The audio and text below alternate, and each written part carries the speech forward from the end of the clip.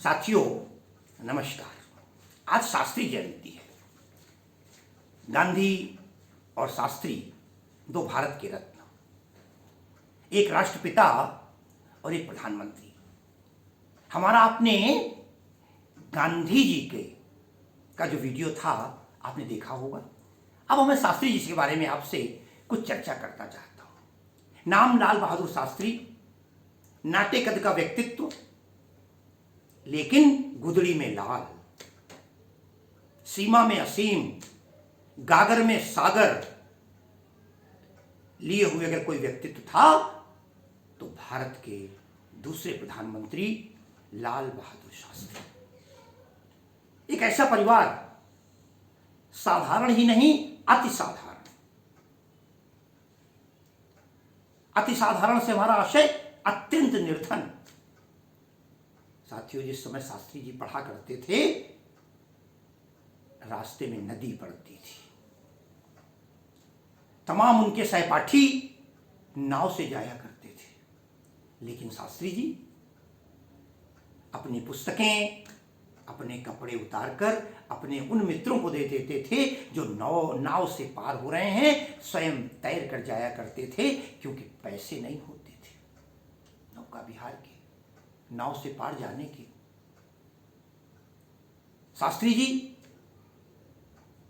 के अंदर प्रारंभ से ही भारत भूमि के प्रति लगाव, देश की माटी के प्रति लगाव रहा, और वो भारत के क्षिति से लेकर अंबर तक पहुंचने वाला अगर कोई व्यक्तित्व है तो लाल बहादुर शास्त्री है। मैं तो एक ही बात कहूंगा, शास्त्री जैसा व्यक्तित्व राजनीति की चक्की में पिसा है। शास्त्री जी को आकाश का वो चमकता सितारा है।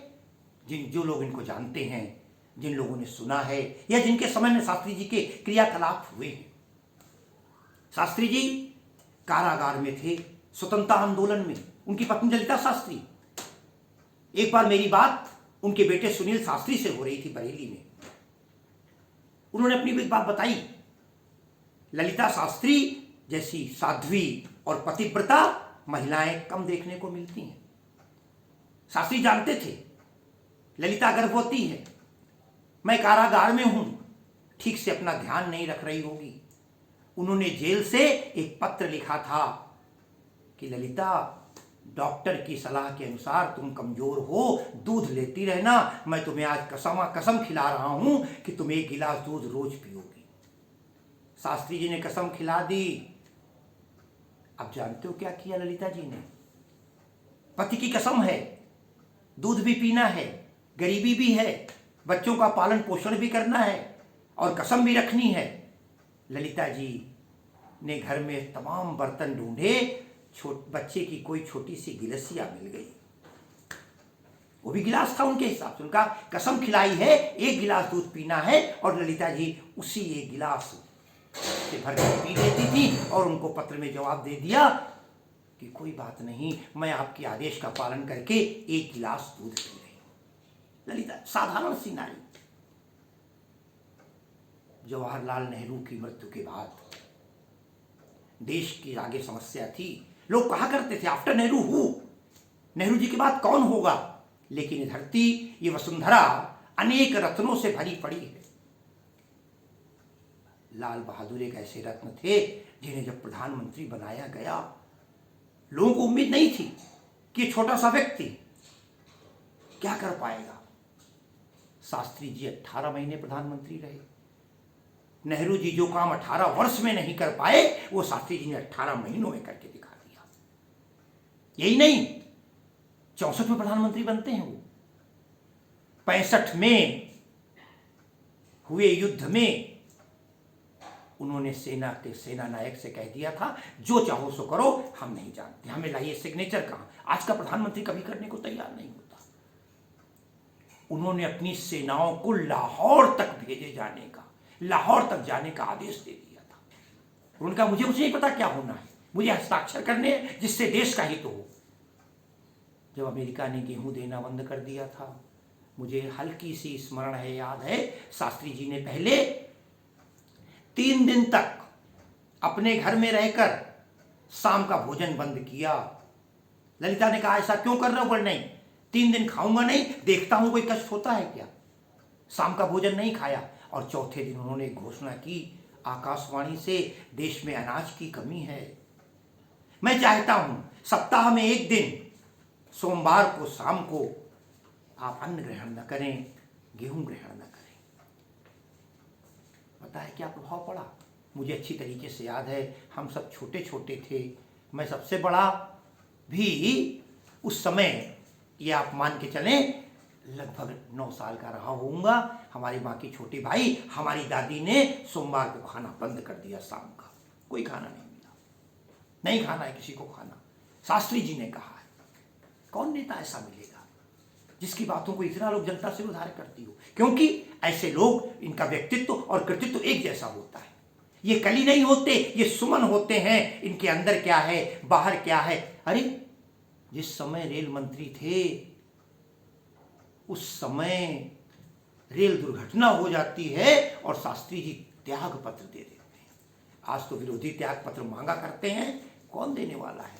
सत्ता की ओर बिरले लोग होते हैं, त्याग पत्र दे देते हैं, हमें नहीं चाहिए ये लोग। जब तक मैं, ये थे लाल बहादुर शास्त्री, जानते थे देश के 2 ही लोगों की आवश्यकता है, जवानों की और किसानों की। उनका वो नारा, जय जवान जय किसान, भारत का एक ऐसा नारा बना। किसान आज भी भारत का पीड़ित है, आज भी किसानों के आंदोलन हो रहे हैं जगह जगह। मुझे तो आश्चर्य होता है, जब से मैंने होश संभाला है, किसान केवल एक, हे ग्राम देवता नमस्कार, सोने चांदी से नहीं किंतु तुमने मिट्टी से किया प्यार। इस तरह कविताएं तो लिखी गई। किसानों को देवता तो कहा गया, उनकी समझ। जय जवान, जब हम आराम से सो रहे होते हैं तो ये जवान हमारी सुरक्षा करते हैं, इसलिए सेना का को नमन किया, किसानों को नमन किया। शास्त्री जैसा पूरा परिवार एक जैसा था, सादगी से परिपूर्ण। एक कहानी आपको सुनाऊंगा, 101% सच कहानी। एक बार ललिता शास्त्री बाजार गई सब्जी लाने, कोई सरकारी गाड़ी नहीं, प्रधानमंत्री पद की बात बता रहा हूं। कौन ऐसा त्यागी व्यक्ति होगा? नहीं, जाती हैं बाजार और सब्जी लाने के पैसे वहां पर बाजार में खत्म। तब तक उनको एक ब्लाउज बेचने वाला, ब्लाउज की टुकड़ियां, पहले कटपीस वाले फेरी लगाया करते थे, उस फेरी वाला मिलता। उन्होंने कहा ये ब्लाउज कितने का है? उन्होंने कहा बहन जी लेंगी? उन्होंने कहा भाई घर तक चलना पड़ेगा। पता है, प्रधानमंत्री आवास और शास्त्री जी की पत्नी उस फेरी वाले को घर तक ले आई। कल्पना कर सकते हैं, कौन रोकेगा? प्रधानमंत्री की पत्नी ला रही है। घर पे आने के बाद उन्होंने सारे ब्लाउज देखे और उसने कहा कि एक, उसने सोचा बड़े घर हैं, बड़े लोग हैं, उसके थोड़े से दाम बढ़ा दिए। उसने कहा 1.5 रुपए का है एक पीस। उन्होंने कहा भैया कुछ देर पहले तुमने 20 आने के बेचे थे, 20 आने, उस समय 1 रुपए 4 आने इस तरह 4 रुपया हुआ करता था। अभी तुमने 20 आने बेचे थे, अब मैं 4 ले रही हूं और अब थोड़ा तुम्हें कम करना पड़ेगा, 4.5 रुपए के दे दो चारों। साथियों, इस तरीके से पैसे कम करा के शास्त्री जी की पत्नी ने वो ब्लाउज खरीदे। कुछ सोचिए, ऐसे लोग कहाँ मिलेंगे सामान्य से। शास्त्री जी की पत्नी घर पर रह करके सूप से गेहूं पछोड़ा करती थी, इतनी सादगी ललिता जी की। और कितना बड़ा दुर्भाग्य होता है उस व्यक्ति के साथ जब वो व्यक्ति ताशकंद समझौते में जाता है और उसकी, मैं भी स्पष्ट कहूंगा, हत्या हुई। राजनीति की चक्की में पिसे इतना महामानव, इतना श्रेष्ठ पुरुष, आज भी उनकी जांच एक दायरे में बंद होकर, सीमित होकर रह गई। शास्त्री जैसा महामानव इस संसार में दुर्लभ है, जिसने पद की, सत्ता की परमात्म परवाह नहीं की। ताशकंद मृत्यु हो जाती है। ललिता शास्त्री रोती रहती हैं, बिलखती रहती हैं, सीबीआई जांच की मांग करती हैं, लेकिन कोई जांच नहीं होती और शास्त्री जी सदा सदा के लिए चिर निद्रा की गोद में सो जाते हैं, समा जाते हैं। कम लोग होते हैं। आज शास्त्री जी का जन्मदिन है। 2 ही लोग हैं, बापू और शास्त्री, दोनों ही महापुरुष के रूप में हैं, सत्ता के प्रलोभन से दूर रहने वाले हैं, भारत की सेवा करने वाले हैं। शास्त्री जी की मृत्यु में कहा था किसी कवि ने, एक आंधी सी आई उड़ा ले गई, उनको जाने कहाँ पे कजा ले गई, कौम के दिल में बैठे के बैठे रहे, मौत दुनिया से उनको उठा ले गई। इतना ही नहीं, सोहनलाल द्विवेदी राष्ट्र कवि ने लिखा था, उठा धरा से पहुंच शिखर आकाश बन गया। उठा धरा से, पंक्ति छोटी सी है लेकिन समझने का प्रयास कीजिएगा। उठा धरा से, धरती से उठने का मतलब एक सामान्य व्यक्ति, एक साधारण व्यक्ति जिसको खाने को ठिकाना न हो, उठा धरा से पहुंच शिखर आकाश बन गया। अरे धरा देखती रही पुत्र इतिहास बन गया, धरा देखती रही पुत्र इतिहास बन गया। इतिहास वो होता है जिसे हम बीती हुई बात कहते हैं।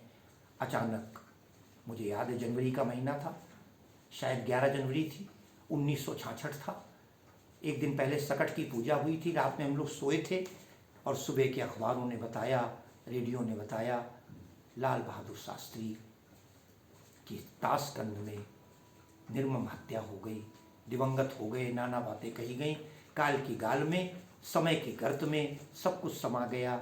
आज मैं अपनी वाणी को सत सत श्रद्धांजलि समर्पित करते हुए, शास्त्री जैसे महापुरुष, ऐसा लगता है क्या वो सांचा टूट गया जिसमें इस प्रकार के मनुष्य ढलते थे।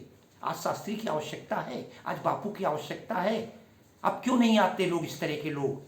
और अगर आते हैं तो सत्ता के दीवाने होते हैं। वो त्याग, वो समर्पण, वो सादगी दिखाई नहीं देती। ऐसा प्रतीत होता है, किसी ने कहा था, शायद महादेवी जी की लाइन है, ऐसा लगता है ईश्वर के यहाँ वो सांचा टूट गया जिसमें ऐसे मानव और ऐसे महामानव ढला करते थे। एक बार पुनः उनके प्रति शत शत नमन करते हुए अपनी आज की श्रद्धांजलि समर्पित करता हूँ। धन्यवाद।